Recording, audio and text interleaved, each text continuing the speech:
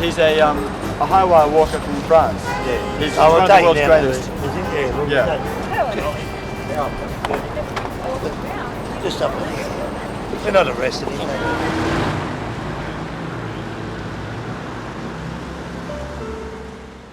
Here we are, a couple of old men now, looking back over 34 years.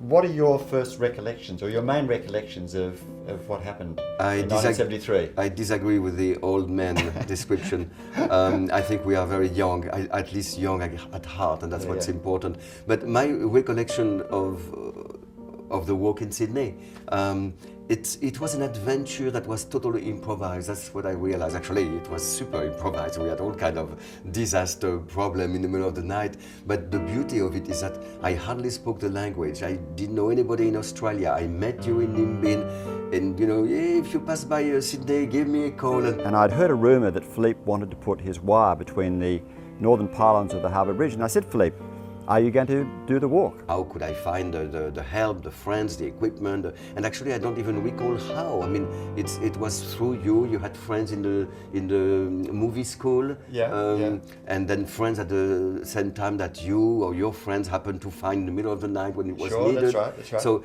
but it was all really on the instant, Anyhow, Philipe and I kind of hit it off. We were both kind of young and silly, and it didn't seem to me, and certainly not to Philipe, that anything was impossible. We were able to assemble around us a team of kind of like-minded friends and lunatics and people who didn't mind being arrested and who didn't mind the fact that we were doing something that was illegal. We would stay up late at night making plans with a blackboard and talking back and forth about all the different issues that we were going to have to address in the preparation of this event. One of which was, of course, the question of legality. Trespassing on the Harbour Bridge is an ordinance, not a law. In other words, it's a thing that the government says you cannot do. It's like a monument. You can't climb all over the monument in Martin Place today. It's not a law. It's just it's a government thing. We had to break into both the pylons of the Harbour Bridge. We needed about 1.5 tons of equipment. We needed, I think it was 60 or 70 metres of cable, which is not only very heavy but also very expensive. We had no money to buy the wire. So we went to Bullivants, which is a wire manufacturing company in Sydney. I had a little album with me, a really naive album of a young wire walker. I had just started a few years earlier, but I had put my wire illegally between the towers of Notre Dame Cathedral in Paris, and I had pictures and clippings, and I showed the guy, see, it's me, there in the front page, and I think I said, I could do a performance for your employees, juggling and magic, and could you, give me the cable? Gave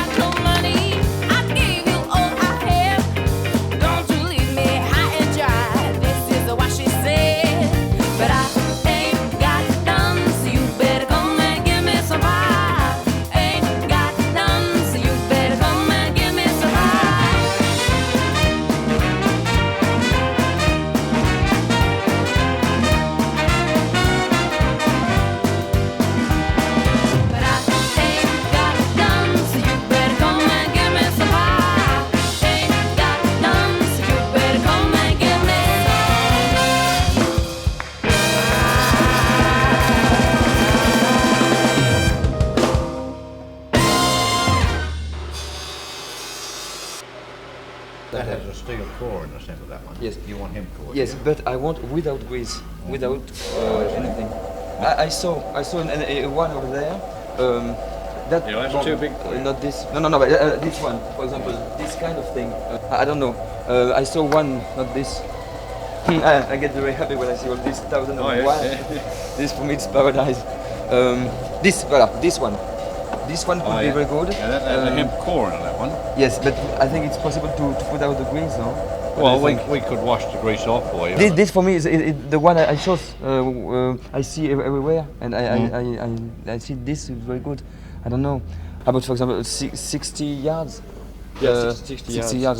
60 yards of this. But it's okay. It's very Would you good. like to see a turf winch? Yes. We have one down the back here.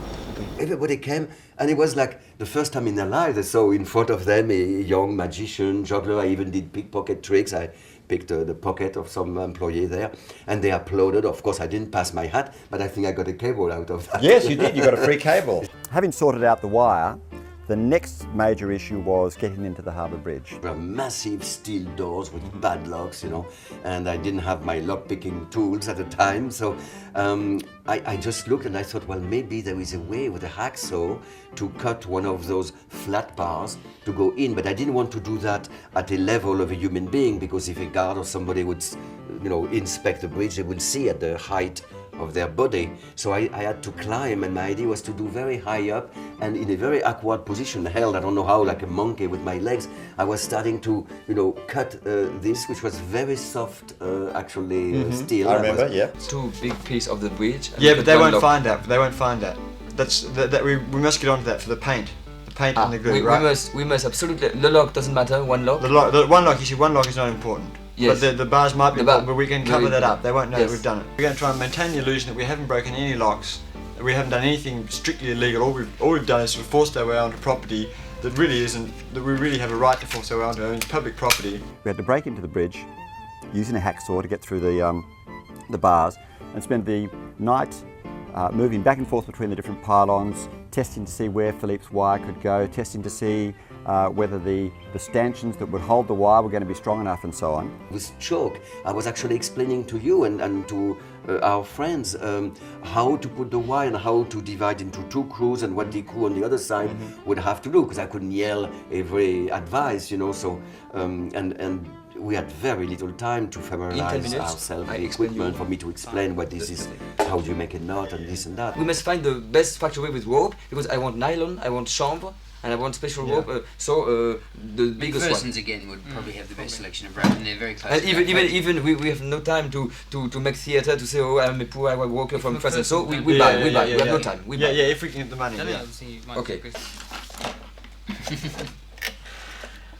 Okay, fine. Thanks a lot, Tom. Okay, bye bye.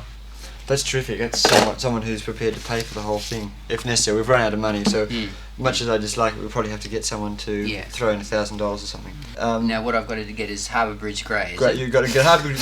Yeah, you've got to make up Harbour Bridge grey. I think and you you've don't also have got to to mix get. grey and dark. We'll find the right one, but perhaps you. No, I think you'll have to mix. In fact, I think you'll have to get some black and some white paint and go out to the bridge and just stand on the side. Police come and say, what are you doing here? And just take them. Okay. Just preparing the Well, bridge. How do you describe yourself? Are you a juggler? Or No. what are you? No, I'm a high wire worker. I work in circus. I work on the high wire. Perhaps I will do in Sydney something. I don't know. We will see. When I don't work in circus with my high wire, I go in the streets with my juggling. I live like this because my life was like this before I begin to reach circus with such a life, hitchhiking all over the world with my balls and my hat. How many times have you been arrested during your career for performing in the street? About less than 1,000, perhaps 600 times. I don't know. Why don't you join a circus? No, I work in circus. I work with the high wire in circus. It's my job. I am a high wire worker. But I love juggling, and in the streets, when there is a lot of people, I like very much to do my juggling, my circle.